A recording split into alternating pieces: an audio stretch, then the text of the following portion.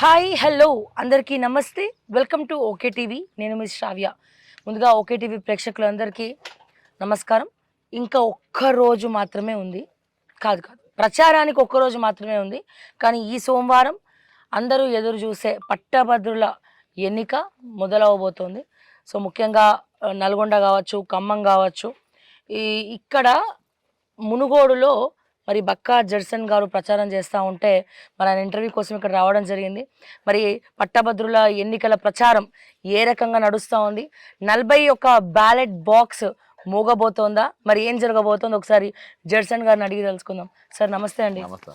ఎలా ఉన్నారు సో ప్రచారంలో ఫుల్ జోష్గా ఉన్నారు అండ్ అలాగే చాలా ఆనందం కనబడుతూ ఉంది అప్పుడే గెలుపు అంతా మీ ఫేస్ లో కనిపిస్తా ఉంది అంత కాన్ఫిడెన్స్ ఉన్నారు కాన్ఫిడెంట్ ఒకటి ఎప్పుడు కూడా నేనేం టెన్షన్ కాలే.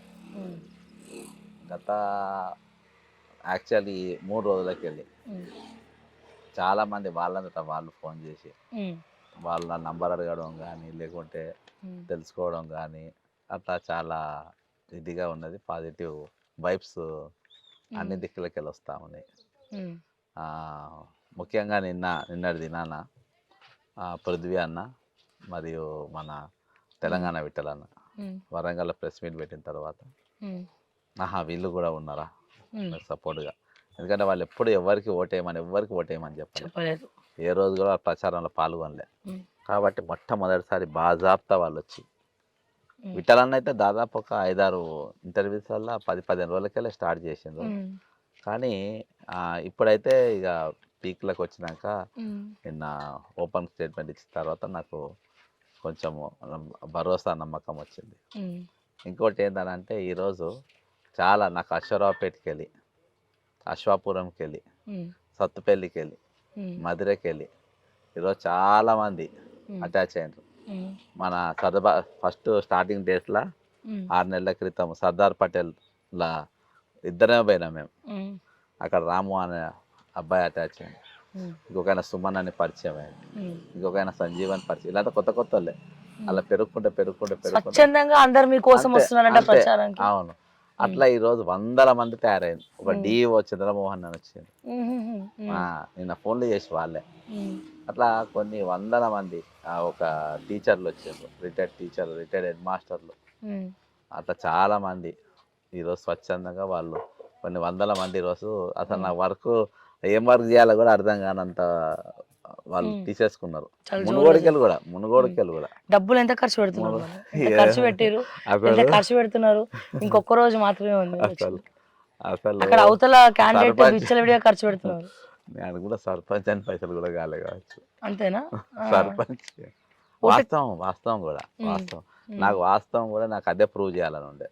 నాకు ఇలా ఒక ఆయన ఫోన్ చేసిండు గూగుల్ పేలో, వరంగల్కి వెళ్ళేదో ఊరికి వెళ్ళి ఫోన్ చేసి, అన్న మా 10 ఓట్లు ఉన్నాయి, మీ అందరూ నీకేస్తాం అన్న, నీకు ఏమైనా డబ్బులు వేయాలంటే, బాబు నేను డబ్బులు తీసుకుంటలేను, నేను అది ఎంకరేజ్ చేస్తలేను, సారీ బాగా ఏం పడ్డాడు. సరే బాబు 100 రూపీస్ అయ్యి అని చెప్పిన, 100 రూపాయలు వేసిండు. అంటే నేను చెప్తున్నా, ఒకవేళ నేను ఓపెన్ గూగుల్ పేలు అవి పెడితే అసలు వేరే ఒక విచ్చల విడిగా వస్తుంది. కానీ మనము నాకు ప్రూవ్ చేయాలని ఉంది. అంటే ఒక పెద్ద ముద్రేసేసాను పబ్లిక్ మీద. ఏం ముద్రేసిందంటే, పబ్లిక్ లాస్ట్ మూమెంట్లో పైసలు తీసుకొని ఓట్లేస్తారు, అమ్ముడు పోతారు, మందు తీసుకుంటారు అనేది. అయితే నేను recent assembly elections KCR Aruri Ramesh దగ్గర ఉన్న డబ్బులు ఎవరి దగ్గర లేవు.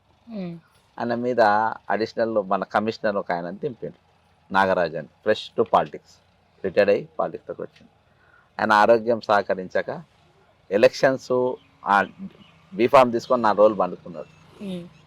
ఎలక్షన్స్ ముందు ఆయన డబ్బులు పోయినాయి అని చెప్పింది. అదే ముందు నేను ఓడిపోడు కన్ఫామ్ అని చెప్పి అందరు అన్నారు. అమ్ముడు పోయిందని ప్రచారం చేశాను. నేను అమ్ముడు పోయిన ఆయనకే ఓటేయాలని ప్రచారం చేసిన. 1 రూపాయి ఖర్చు పెట్టకుండా, ఏజెంట్లకు కూడా డబ్బులు ఇవ్వకుండా 19,000 మెజార్టీతో గెలిచాను. ఇక ఓటర్ ఎక్కడ అమ్ముడు పోయినా నాకు చెప్పాలి. అరూర్ రమేష్ అంటే నేను పట్టించిన కదా, టిఫిన్ బాక్సులు, స్వీట్ బాక్సులు, డబ్బాలు, మందు, దాదాపు నేను అనుకుంటే 100 కోట్లు అవలీలా ఖర్చు పెట్టింది. ఓటుకు 4,000, 5,000 అంత ఇచ్చినా కానీ 19,000 మెజార్టీ కాంగ్రెస్. ఇక డబ్బులు ఎక్కడ నడిచినాయి. నాకు అదొక పెద్ద ఇది దొరికింది నాకు. సేమ్ ఇప్పుడు మీ గెలుపు ఒక పెద్ద సెన్సేషన్ అవుతుంది. ఎందుకంటే డబ్బులు తీసుకోకుండా ప్రచారం చేయడము, ఒకవేళ గెలిచి చూపించడము, ఇట్లా కూడా రాజకీయాల్ని శాసించవచ్చు, డబ్బులు లేకుండా కూడా ముందరికి వెళ్ళొచ్చు అనేది ఒక ప్రూవ్ చేస్తారు మీరు ఇక. అంటే ఈరోజు దురదృష్టం ఏంటంటే కొంతమంది క్యాష్ని అడ్డం పెట్టుకుంటారు. బాధాప్త కుల సభ్యులతో మీటింగ్లు పెట్టించి ప్రెస్ మీట్ పెట్టించి మేము అలా అన్నులో సపోర్ట్ అని చెప్పి పెట్టిస్తున్నాం. కొంతమంది ఎవరిని నిరుద్యోగులను వాళ్ళ బలహీనతలను ఎరగా చూపించి దాన్ని బ్లాక్మెయిల్, అది కూడా ఎమోషనల్ బ్లాక్మెయిల్, ఆ బ్లాక్మెయిల్ చూపించి దాంట్లోకి వెళ్ళి కూడా వాళ్ళకి వెళ్ళి ఫైదా ఉటాయించడానికి ప్రయత్నం చేశారు. అదొక ఫస్ట్ ఒక 4-5 రోజులు అది నడిచింది. తర్వాత వాళ్ళంతా ఎప్పుడైతే కళ్ళు తెరిచారో పిక్చర్ అనేది లాస్ట్కు కార్య ఆరంభం కంటే కార్య అంతం మేలంటారు చూసినావా, ఆ కార్య అంతమయ్యే ముందు మొత్తము ఈరోజు అనుకూలంగా, అంటే ఇది నాకు అనుకూలంగా నేను అన్న, ఇది నిరుద్యోగులకు అనుకూలంగా, దోపిడీకి గురవుతున్న వర్గానికి అనుకూలంగా, రేపు సామాన్యులు రాజకీయాలకు రావాలనుకున్న వారికి అనుకూలమైన రిజల్ట్ రాబోతుందండి.